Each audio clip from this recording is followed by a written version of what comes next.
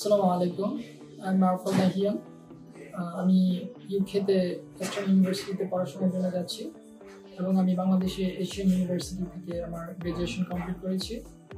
And আমার ফুল প্রসেসটা young গ্লোবালের মাধ্যমে হয়েছে এবং তারা যথেষ্ট কমিউনিকেটিভ অ্যান্ড এখানে কাউন্সিলর কোনো যথেষ্ট সাপোর্টিভ।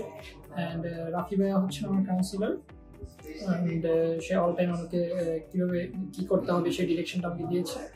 অ্যান্ড এখানে সবাই মোটামুটি হেল্পফুল।